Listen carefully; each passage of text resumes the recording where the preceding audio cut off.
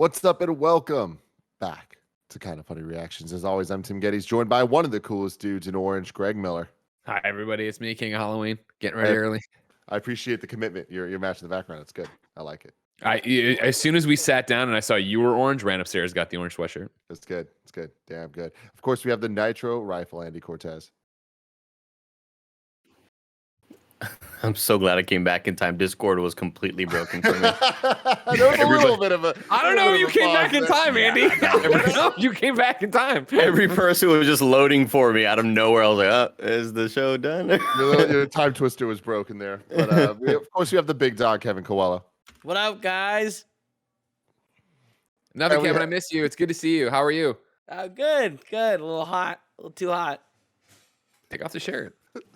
This is sweater. It looks very, very hot. It is. Yeah, okay. We have the producer / seducer, Nick Scarpino. Kevin broadcasting from the space station. What's going on, guys? Today we are talking about Loki, episode 4, the Nexus event. Of course, you can get the show on youtube.com/kindoffunny or roosterteeth.com if you want to get it as a podcast. Search your favorite podcast service for Kind of Funny Reactions. We'll be right there for you. If you want to get the show ad-free, patreon.com/kindoffunny is where you want to be. Let's start off with it. Greg Miller, what'd you think of episode 4? I love a good episode of any show, but especially a Marvel show where they get to one of those moments where I go, and like I literally I sat up again. Full spoilers, as I don't know, whatever. But full spoil, like when they fucking got Owen Wilson, I was like, damn, bold move. And then when they fucking got Loki, as he was trying to say he loved her, I was like, holy shit, that was awesome. And then let alone that fucking mid-credit scene of all the different Lokis from the different worlds. Yeah. Get the emotions, but don't actually have to deal with the consequences. Exactly. Yeah, sometimes when you deal with time, it's cool. It's cool. I've seen Loki die enough. All right. Like I've cried for this man before. And I'm happy that he'll actually get to live happily in the time stream with Sylvie. Exactly. Nick, what do you think? I liked it a lot. I thought this was, I thought a criticism I had last week was, the episode was a little slow and a little kind of meandering, and this one was anything but. There was a lot of action, a lot of people double crossing each other. I was like, I forget the character's name, but the one who's like his boss. I'm like, she's got to be a bad guy, right? So she's too sweet, she's too nice to him, she's too forgiving to be a bad guy. And then kind of going into where we saw the timekeepers, I was like, this is so weird. I'm into it. I love it. Like the big, just they're larger than life heads, except I could not understand a word they were saying. Subtitles. I had to put them on. I literally was like on my, I was watching on my laptop screen and I was like, what did that guy just, is he drunk? What's going on? He talks like Zoidberg. Yeah, he really did. Andy, what'd you think? That was phenomenal. These are my favorite type of episodes, similar to what Greg was mentioning earlier. Like when we get to this sort of episode in any series where there are tons of revelations and people are finally starting to connect the dots, it rules. I was so into this whole episode, and then the post-credit scene, I am just like, how am I going to sleep right now? It's 2 a.m, and I'm just beyond amped up right now. Yeah. Beyond. Kevin? I love this show. There are some things that it's doing that I'm like, I don't know if I like that. Like Mobius going out, that was a damn good moment. But as soon as Loki went out, I was like, oh, well, there's no way this is like permanent. And sure enough, we definitely get the post-credit scene where it's like, oh, all right, well, it sucks that like death doesn't matter in any of this stuff, Like I wish comics. It had I know, but like that's a problem. Like that's a huge issue in comics. And, that wasn't me giving them a get out of jail free card, Kev. I know what you're saying, but it's sad to see it transfer, or at least seemingly transfer over. I kind of had a feeling that that's what those sticks did, which is just maybe shift people over to another dimension or timeline. Well, now the question I have already, and I know that you're still in your opening thoughts. I'm sorry, Kevin. But my question would be, is it just the Loki variants saving other Loki variants? Like, is Owen Wilson still alive, or is he dead? I think Owen Wilson's still alive. Yeah. Yeah. And that's why I'm saying it would make sense. We got to get him on a jet ski. Right. But like also it would be really powerful if that was it for him. Like I feel like that would have been creating a really strong character and making him matter and motivate Loki. But I feel like instead we're going to go a route where at the end we see him on a jet ski and it's going to be lesser.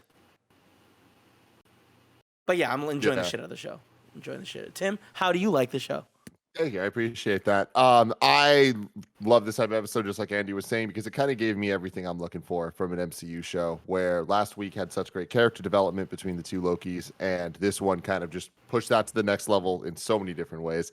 But also just having the big wow factor reveals of okay, cool. The timekeepers officially are bullshit. Like this whole thing that we've been building up to, the sacred timeline, all of it is not what they've been saying it is. Now that we know that, now that we know that there's this Loki world, all this stuff, very exciting to look towards the next 2 episodes and just the MCU at whole is like where it's going. But also this episode alone, we get good action, we get good set pieces. They're doing cool stuff. I like the hints and drops to the wider MCU of like dropping vampires. It's like we're getting ready for Blade and Morbius potentially, all that stuff. Morbius. which It's is really that cool. was a Morbius reference. That's how they're doing it. Morbius lives, man. Sony and MCU, they're together. It's gonna happen. Don't worry. I mean, hate the thing you there so is like I much. don't know if that's like 100% explicitly true, but I think it's has a higher chance of being true than ever when this show is dealing with variants. And The timeline. that Morbius trailer had the Tobey Maguire Tobey Maguire Spider-Man Spider-Man. on the thing. It's like it's starting to make a lot more sense. But hey, a lot of things made sense in WandaVision that didn't happen. You see Owen Wilson turn around, he has fangs, and he looks at the other Owen Wilson, and he's like, "Wow, it's like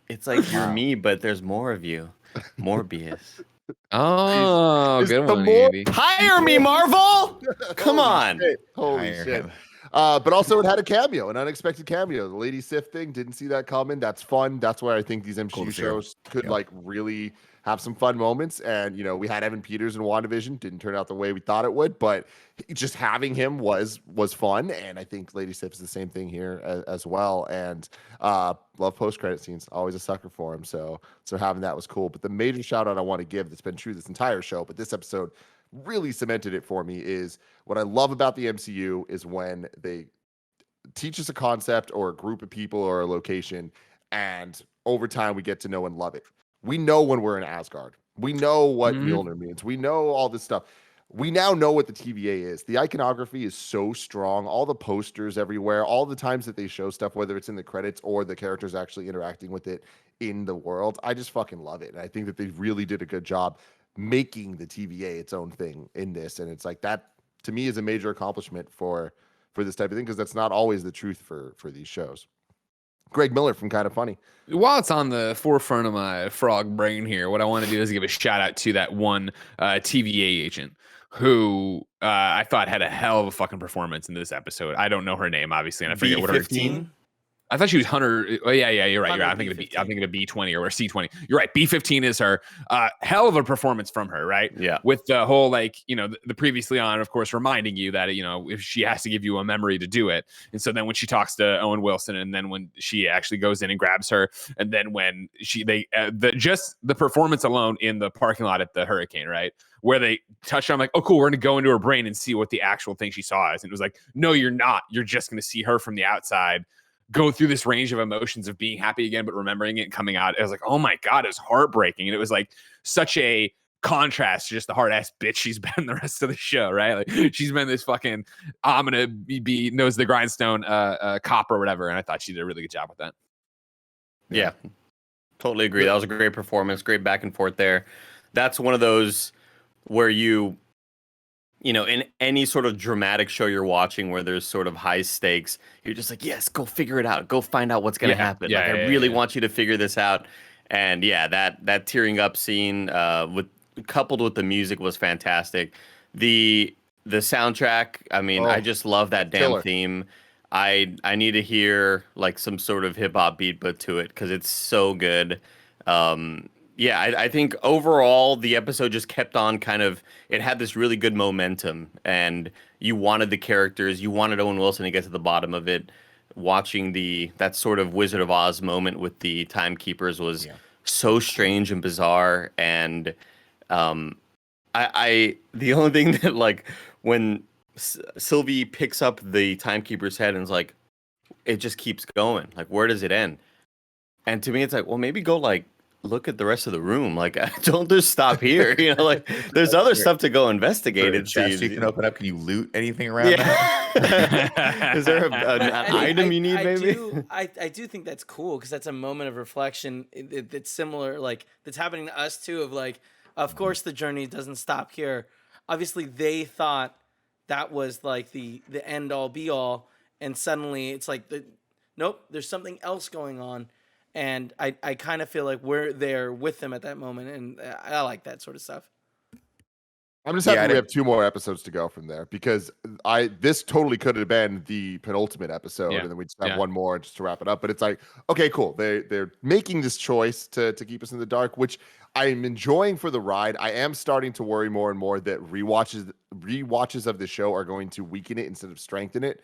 Where I feel like we have all these questions and they answer a whole bunch of them, but it leaves a lot lingering for the past couple ones where it's like we just keep moving forward and we've just forgotten that the timelines were bombed. They just fixed that. Like that was such a big cliffhanger at the end of 2. And it's just like I was questioning last episode, like I just don't understand what the problem is with resetting timelines that don't potentially have variance in them. Or even if they did, if they're just resetting the timelines, that bombing without showing them reversing or doing something, without seeing Sylvie change what those reset bombs did, it's like, why were they stressed out? Was that just to get all the people running out of the? I think it was just place? a distraction. I think it was just so she could sneak in and kill the and cause chaos so that she could sneak in and kill the It's just that kind of sucks because then it just feels like that big epic cliffhanger moment was literally just a plot point to get to the next episode to be able to just move on and kind of have a refresh point to jump off of. But with 2 more episodes, like this show's continued to prove like whenever something seems weird, they kind of do eventually address it and make it not weird, where all the sacred timeline stuff and us trying to pick apart how the logic didn't make sense. It's like, well, it doesn't make sense for a reason because it was all fucking bullshit. So I'm excited to see where that actually ends because they just presented this giant thing of like, but what if this? Oh, it's not that. Okay, it's like, well, then what is it? It better be good and it better make sense. Yeah, what is that? What is the end game here? Who is doing this and why are they doing it? Right? Yeah, I rewatched the episodes leading into this over the last week, and one thing that I thought was really interesting doing that is the reference of the robots. So the timekeepers being androids or robots or whatever, when they go through the little like security device thing and they supposed to blow up robot thing, it's like that's interesting. They wouldn't have had that that like they did that for a reason. So it's like I wonder what that is. I wonder if it works both ways of the timekeepers trying to get out, if it would have killed them, if that was kind of a way to, if the robots somehow gained sentience to turn against their leaders or something. I just felt like those things were like Chuck E. Cheese, like that, like the band of I Chuck E. Cheese, I don't think they were really them, right? Like I think there's this is Wizard of Oz. I think there's a guy behind it all, and maybe it's Ultron. That's the question, and that's when you see like you don't see him. Ultron, you ever heard of him? Remember Age of Ultron? Yeah. There's no strings on me. Film. Great fucking film, Kevin. Maybe you should remember it. You know what I mean? Pinocchio. I'm a Pinocchio. Right. Great fucking film. James Spader. Some would say the best film ever made. Mm-hmm. I'm curious as to how, I think her character's name was Ravonna. Is that how you say it? Yeah. The boss. How she fits in all this, because when she is, you don't really get much of a reaction from her with the timekeepers being dead there. So you're like, does she know? She must know, right? She's got to know. Yeah. Because we've sort of seen her go up there for a hot second. We've seen them for 1 second. We've never really seen them interact. So it is kind of a red herring where she's telling everyone, she has that great scene where she's like, oh, it's so unnerving to be in front of them, in the best of circumstances, let alone right now. And you're like, is she just full of shit? Is she just pulling everyone's strings? This is going to be cool. I like it. I like not knowing. I like going into the last 2 episodes just being like, I'm befuddled. I am kind of worried though. Real quick, what I want to say about the robot thing is they did say they're androids, not robots, and it's like there is a difference there, and like that's just so a they did fancy look ass like way of saying. Hold on. Let me say this though. The only other variants we know in the MCU right now that have existed, right, where Nebula came in, Thanos came in, Gamora came in from the 2014 timeline and all that, and Nebula, who is an android, came in and was able to fuck shit up because she could have all the information of the other robots and stuff. I don't think all that's a coincidence. That's all I'm saying.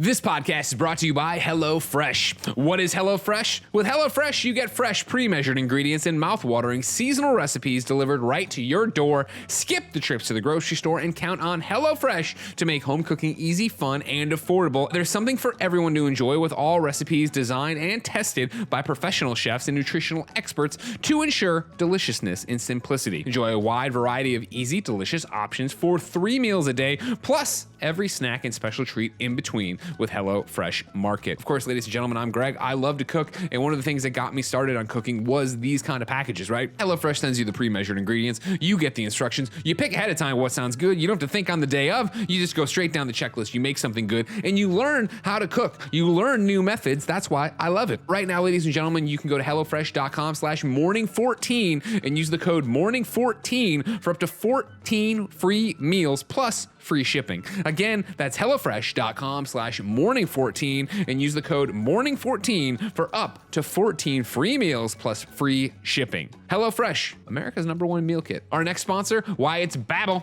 This summer, get the most out of your travels abroad by learning the language of the destination you're going to with Babbel, the #1 selling language learning app.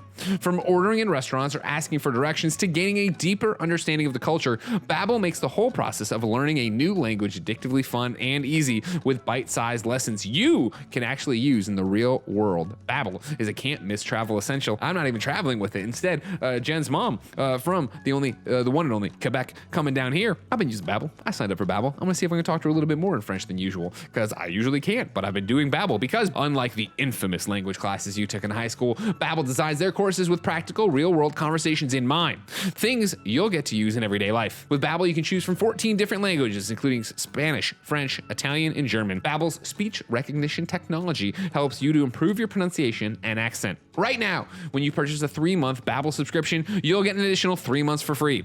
That's 6 months for the price of 3. Just go to Babbel.com and use the promo code MORNING. That's BABBEL.com, code MORNING for an extra 3 months. And our final sponsor of the day is Stamps.com. Ladies and gentlemen, are you still going to the post office, still paying full price for postage? Well, thanks to Stamps.com, you don't have to anymore. Mail and ship anytime, anywhere, right from your computer. Send letters, ship packages, and pay less, a lot less, with discounted rates from UPS, USPS, and more. Of course, when we were still in the office, one and only Joey Noel was using this to mail out all sorts of stuff for Patreon. We love Stamps.com. Stamps.com brings the services of the United States Postal Service and UPS right to your computer. It's a must-have for any business, whether you're a small office sending invoices, a side hustle Etsy shop shipping out orders, or just navigating this hybrid work life. Stamps.com can handle it all with ease. Stop wasting time going to the post office and instead go to Stamps.com. There's no risk. And with our promo code, Kinda Funny, all one word, you get a special offer that includes a 4-week trial plus free postage and a digital scale. No long-term commitments or contracts. Just go to Stamps.com, click on the microphone at the top of the homepage, and type in Kinda Funny. That's Stamps.com, promo code Kinda Funny. Stamps.com. Never go to the post office again. I was gonna just say like Android robot. That's just like saying like, do you want to go to Pizza or Starbucks? You know what I mean? Starbucks is just a robot. Let's get a robot right now. I think Greg, technically we're gonna get an an Android's robot. supposed, an Android's Pepsi, supposed to Coke, look like a human. same thing. Yeah, it's usually got sex organs. Yeah. Oh, cool. Yeah. Okay, is that the difference? So one of the. Where are we going with I this? don't think you needed to look in the camera there. The Nexus event that like almost happened when Loki like were what? They're about in to love. kiss? I love it. I love that. I love that Owen Wilson figures it out, and he's like, "What an egomaniac! You What are. a The only narcissist. person- What a Yeah, it narcissist! was so the only funny. person you could ever fall in love with is a variant of yourself." And I think that's such a cool and fun and great concept. Like, and shout out to this to Tom Hiddleston and Sylvie. They just have really good chemistry together, and you believe it, Yeah. even though it's kind of twisted in a way. But it's perfect for Loki.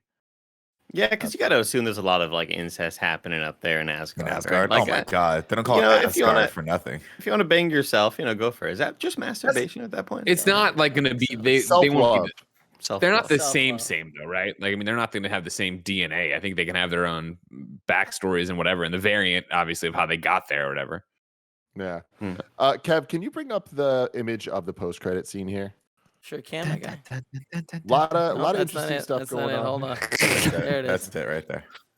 So yeah, this is kind of a banger post-credit Awesome. end here.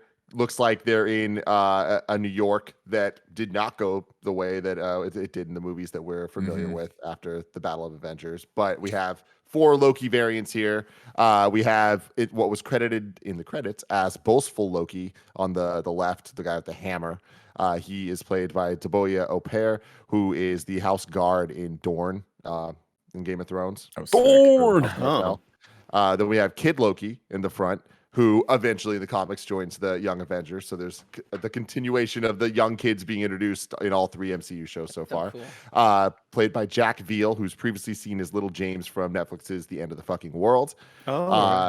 There's no precedent for an alligator or crocodile, Loki, Kevin. I don't know if we have some science with Kev on this, but the closest we have is there is the frog Thor, of course. Sure. As voice acted by myself in Lego Superheroes 2. That's Yeah, of right. course.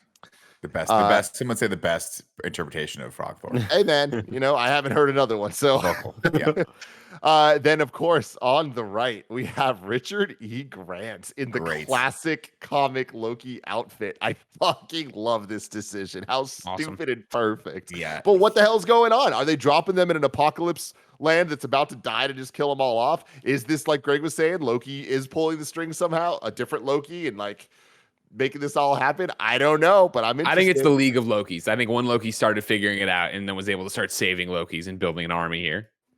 Why was there haste in there? We have to go quickly. I think it's because you just kind of nailed it, right? They know they can hide in the extermination events. So great, we saved you and you're here. We got to get out of here before this thing gets destroyed. Interesting. I thought the kids, I thought that was just like his pet alligator, and he was like, I'm going to dress him up to look like me. I want it to look like me. But I want to just give a shout out to Richard E. Grant because he's been in a lot of great things, not the least of which was he was just in a movie with Melissa McCarthy called Can You Ever Forgive Me, which is great.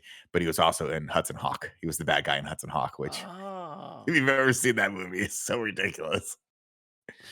I forgot to say this at the top, but my favorite thing was like 5 minutes into this episode, Owen Wilson saying how in the most convincing. Like I tweeted this, but I'm in my headcanon, how is just a variant of wow. It is. Yeah. It is. Nice. It's all the Nice. same.